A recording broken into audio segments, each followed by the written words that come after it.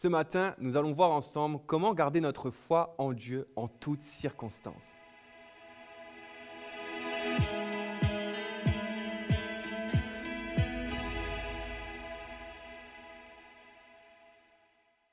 Bonjour à tous, je suis très heureux de commencer ma journée en votre compagnie autour de ce bon café, mais également autour de la parole de Dieu.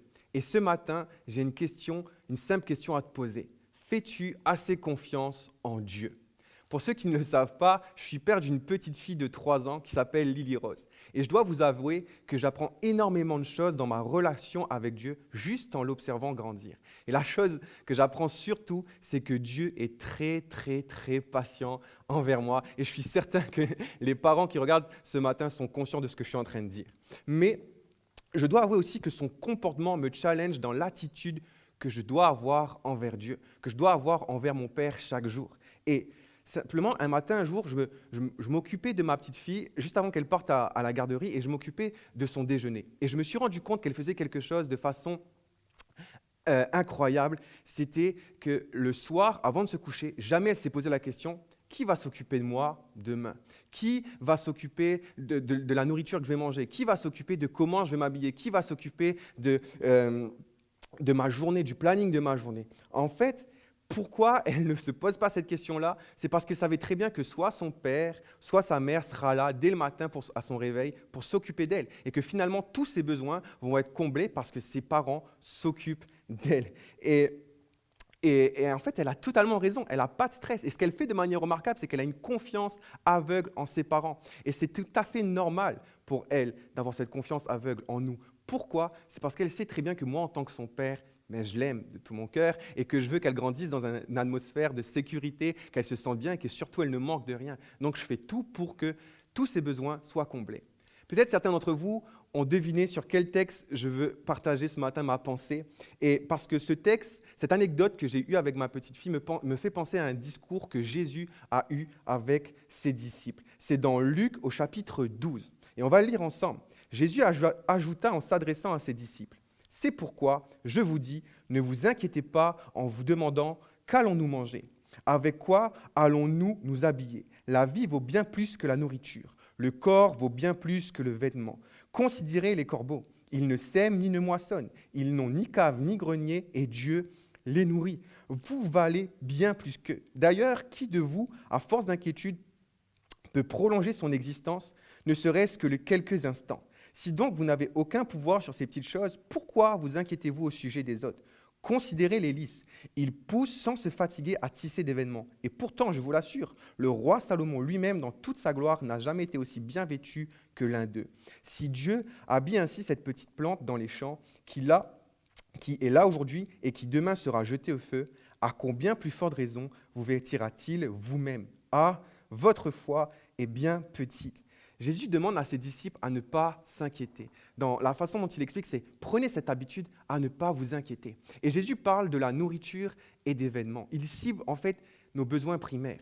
Mais ce n'est que représentatif. En fait, nos inquiétudes peuvent être provoquées par notre emploi, par notre santé, nos enfants, notre famille, notre bien-être, notre avenir. Et Jésus, il devrait dire: mais ne vous inquiétez pas pour cela. Et c'est pour cela que dans ce texte, il va donner des applications et des conseils pour que nous puissions surmonter ces inquiétudes et nous en libérer. La première chose que Jésus essaie de communiquer à ses disciples, c'est que notre perception des choses insignifiantes a un impact considérable sur nos inquiétudes. Lorsqu'on lit dans Luc 12, 23, « La vie vaut bien plus que la nourriture, le corps vaut bien plus que le vêtement ». Jésus essaie de nous faire comprendre que c'est lorsque ces choses insignifiantes deviennent notre priorité, alors elle vient bloquer notre vision. Lorsque nous donnons beaucoup trop d'importance à ces choses insignifiantes dans notre vie, alors nous sommes aveuglés et nous ne pouvons plus voir le plan de Dieu dans sa globalité.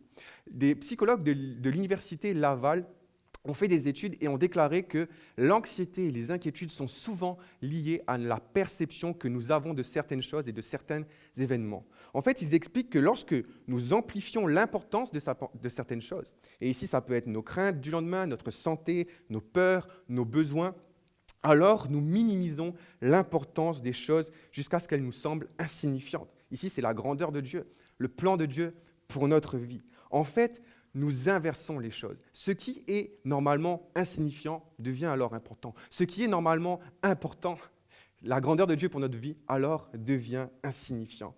Imagine-toi, ce matin, tu es assis dans un restaurant qui t'offre une vue imprenable sur un paysage à couper le souffle. Cette vue, elle est juste indescriptible par les mots. Et là, tu es assis à cette table et la vie qui te permet de voir ce beau paysage, malheureusement, a une toute petite tache qui t'empêche de voir un nuage qui se retrouve à 1000 km de là. Elle est toute petite, mais pourtant, toi, tu ne vois plus que cette petite tache. Tu n'arrives même plus à contempler la vue parce que tu dis « Ah, sincèrement, si cette tache n'était pas là, j'aurais encore une meilleure vue. » Mais pourtant, elle est toute petite, mais tu n'arrives même plus à voir et à contempler ce paysage qui se dresse devant toi. Eh bien, c'est exactement la même chose. Dis-toi que ce paysage, c'est la vie que Jésus nous promet. C'est une vie de paix, une vie sans inquiétude, une vie sans stress, parce que Jésus, justement, il est là pour nous. Il nous donne la paix, la joie, le bonheur. Mais bien souvent, on voit nos inquiétudes et on réalise plus là. En fait, Jésus, il est en train de dire « Hey, change ta perception des choses. Réalise que, oui, je sais que tu passes par une épreuve difficile, je sais que tu passes par quelque chose de compliqué actuellement qui te plonge dans l'inquiétude, mais réalise que cela est tout petit par rapport à la grandeur de Dieu. Réalise ce qu'il a prévu pour ta vie est beaucoup plus grand. Réalise que Dieu a promis et te donne cette assurance qu'un jour tu seras avec lui pour l'éternité, loin du mal, loin de l'inquiétude, loin de la souffrance, parce que toutes ces choses n'auront plus jamais de place. Ensuite, Jésus va utiliser une image, une illustration pour faire comprendre et aussi pour nous faire comprendre que Dieu prend soin de nous. Il dit au verset 24, « Considérez les corbeaux, ils ne sèment ni ne moissonnent, ils n'ont ni cave ni grenier et Dieu les nourrit. Vous valez bien plus qu'eux. » Jésus est en train de dire à ses disciples, « Hey, si je suis capable de m'occuper des oiseaux, des corbeaux dans le ciel, si je suis capable de les nourrir, à combien plus forte raison je suis capable ce matin de t'aider et de prendre soin de toi. » Et les disciples, à l'époque de Jésus, peut-être que leur vue était certainement troublée parce qu'ils se disaient « Ouais, mais quelle est réellement ma valeur aux yeux de Dieu ?» Ils n'avaient peut-être pas une réponse claire, mais nous, aujourd'hui, on a la chance d'avoir cette réponse exacte que Dieu nous donne par rapport à la valeur que nous avons à ses yeux. Parce que dis-toi bien une chose, le sang de Jésus n'a pas coulé pour racheter la vie de ces oiseaux, n'a pas coulé pour racheter la vie de ces corbeaux, mais il a coulé pour racheter notre vie. Et le sang de Jésus a coulé pour notre vie. Dieu savait que nous étions incapables de le faire. C'est pour ça que par amour, dans son amour, il a prévu que ce soit son Fils qui prenne notre place. La croix est la preuve de ta valeur. Tu es infiniment précieux aux yeux de Dieu. Et ce matin, j'aimerais que tu puisses réaliser que si Dieu était capable par amour de te démontrer que ta valeur finalement, c'est la mort de son Fils sur la croix, ta valeur, c'est le prix payé par Jésus pour ta vie sur la croix, alors crois-moi, il peut prendre soin de toi et aie cette confiance en Dieu. Et nous allons finir ensemble sur la dernière illustration que Jésus utilise. Il dit que les lys, ces petites fleurs des champs, Dieu s'occupe d'elles et c'est Dieu qui se charge de les habiller. Il dit même que le roi Salomon, dans toute sa gloire, n'a jamais été capable d'être habillé comme ces lys que Dieu habille. Et en fait, Jésus est en train de nous faire réaliser, de dire que Dieu, il déverse sa gloire dans des choses qui sont moindres que nous. Il prend le temps de s'occuper de ces toutes petites choses qui semblent insignifiantes. Il prend le temps de s'en occuper et en plus, elles sont périssables. Alors pourquoi t'inquiètes-tu? Et Jésus veut juste te montrer que Dieu est au contrôle de tout, qu'il est souverain, que tu peux croire et avoir foi en sa providence. Ce matin, tu es peut-être dans le trouble, tu as peut-être des difficultés, des inquiétudes, mais Jésus veut te dire « je suis en train d'agir, je suis au contrôle de tes circonstances. » Mais tu pourrais me dire, mais ok, Jésus m'aime, ok, Jésus prend soin de moi, ok, Jésus est au contrôle de tout. Mais alors pourquoi Dieu? Pourquoi Dieu, tu ne veux pas changer les circonstances de ma vie? J'ai perdu mon travail alors que je dois payer l'hypothèque de ma maison. Je suis beaucoup trop stressé. Je m'inquiète pour l'avenir de mon enfant car il a abandonné l'école et je sais et je ne sais pas ce qu'il va faire de ma vie. Peut-être que tu es un chef d'entreprise et tu te dis, mais ok, la situation actuelle a causé ma faillite et j'arrive du mal à remonter la pente. Mais Jésus veut s'adresser à ses disciples et s'adresse à nous en leur disant « votre foi est petite ». Ce qu'il veut dire par là, il veut nous faire réaliser que nos inquiétudes, que nos anxiétés ne sont pas uniquement causées par les circonstances et par les épreuves dans lesquelles nous traversons.